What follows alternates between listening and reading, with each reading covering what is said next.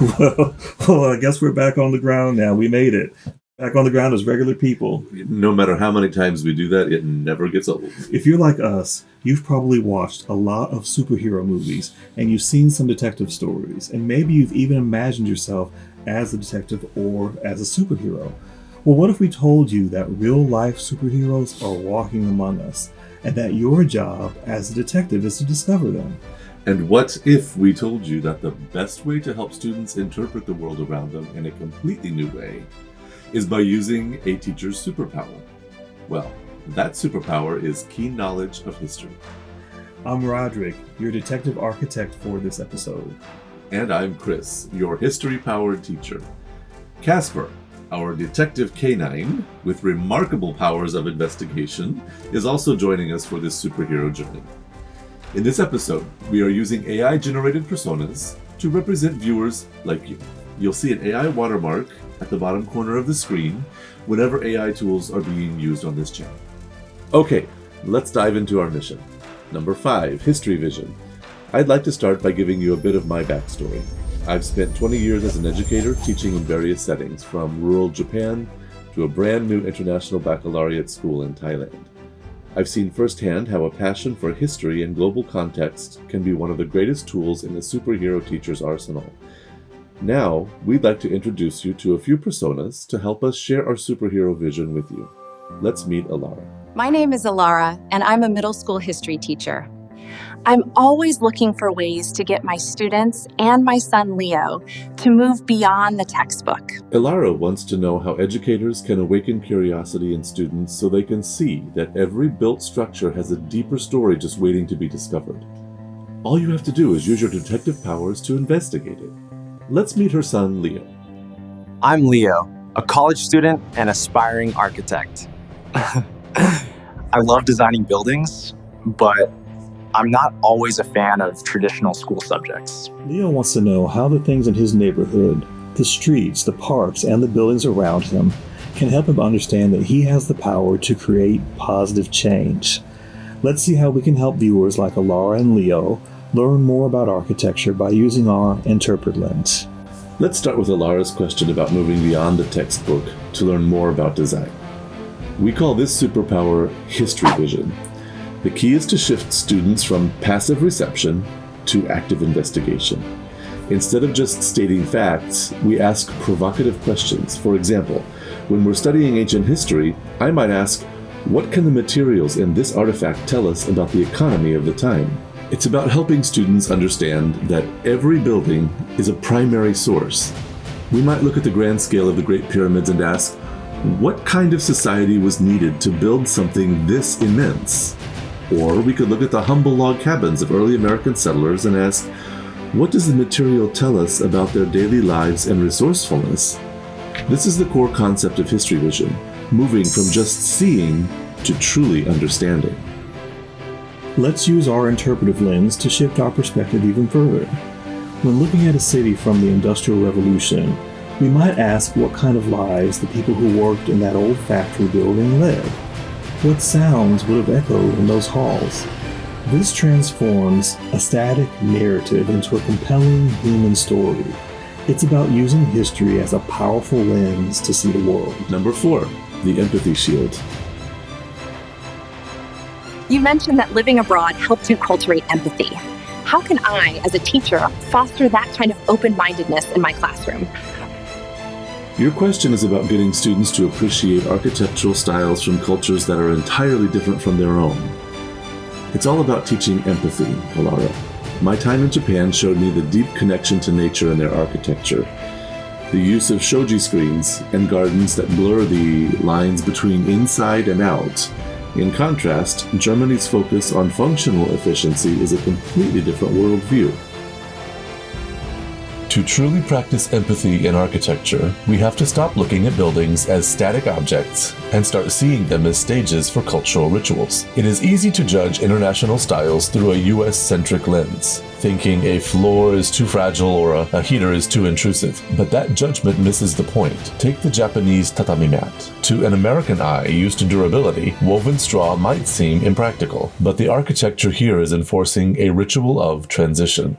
The fragility of the material demands you remove your shoes, slowing you down and signaling a mental shift from the chaos of the outside world to the purity of the interior. The floor isn't just a surface, it is a boundary that demands respect. Now, compare that to the German Kachelofen. In the US, we are familiar with fireplaces as visual focal points, but in a traditional German home, this feature is an engine for living. It is a massive ceramic component designed to be visible, beautiful, and tactile. Unlike an open hearth, which loses heat quickly, the Kachelofen stores it, anchoring the family. It commands the room and encourages a social ritual where inhabitants physically gather and rely on the architectural feature for sustained, radiating warmth. When we look at these distinct approaches, our goal isn't to ask, is this better than how we do it in the States? It is to ask, what ritual does this culture value so deeply that they built their architecture around it? That is empathy. This teaches students to look beyond aesthetics and appreciate the underlying cultural and historical context, connecting deeply with the people who built and lived in those spaces. Number 3, the change engine. How can I use the things in my neighborhood to understand my superpowers? That's a powerful question, Leo. History teachers like your mom, Lara, can help students understand the connection between design, education, and the future. For example, when she teaches the history of redlining in the US, Lara uses the define lens to explain that certain families were approved for home and small business loans based on their appearance. At the same time, politicians created maps with red zones to inform banks of who to approve for loans and who to deny. She then uses the find lens to explain that this isn't just a thing of the past. In fact, we can still find clear evidence of the lasting impact of redlining in major cities across the US today. Many communities are still segregated by race and culture, even in 2025. Since her students are curious about how design can shape our lives in both positive and negative ways, Lara invites them to consider a simple neighborhood component, such as a poorly designed public space in a South Side Chicago neighborhood. What role did redlining play in creating spaces like this that don't work? And how can we use our interpretation skills to change it into something that does?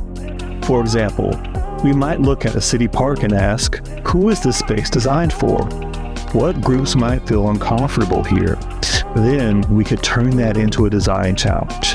How can we collaborate with the community to redesign the space, making it feel safe and welcoming for everyone? This sense of belonging is part of whole person health, and it shifts students from just observing problems to actively interpreting them and proposing solutions. By understanding their built world, students realize that they have the power to intervene and to advocate for positive change. This concept of interpreting my surroundings as an advocate architect, especially as it relates to community-inspired health and wellness, has been a guiding force throughout my architectural career. Number 2, the innovation spark. My friends and I are always building weird things in video games. You talked about how it's good to learn from mistakes and push boundaries. Leo wants us to provide an example of a time when taking a risk in architecture actually led to a really creative, groundbreaking idea. Absolutely, Leo. Let's reframe this concept as exploration. I learned in my international baccalaureate work in Bangkok that students thrive when they are encouraged to take risks. Imagine the Eiffel Tower. When it was first proposed, it was considered a radical risk by many. Some even called it a mistake from a design lens. But it completely redefined urban landmarks.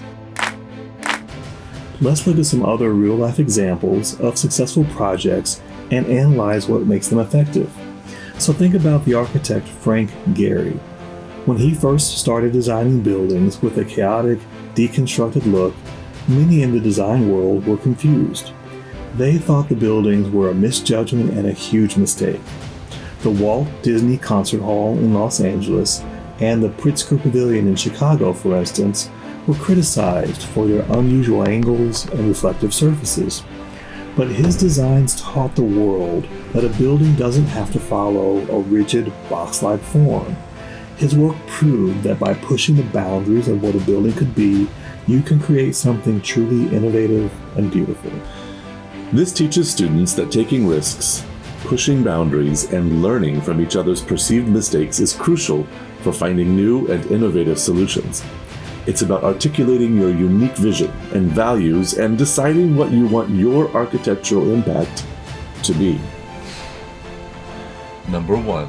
Cultural competence. What is the most essential wisdom you'd want to share with a new teacher or a new architect? For a teacher, Alara, it means understanding the why behind a student's behavior. For an aspiring architect, Leo, it's about understanding the lived experience of the user. I'll never forget my time in a small German city. Its main public square was a simple design, with wide open spaces and benches that were carefully placed. I noticed that regardless of the time of day, different groups of people would gather there. Teenagers on the steps, older people on the benches, parents with kids on the swings.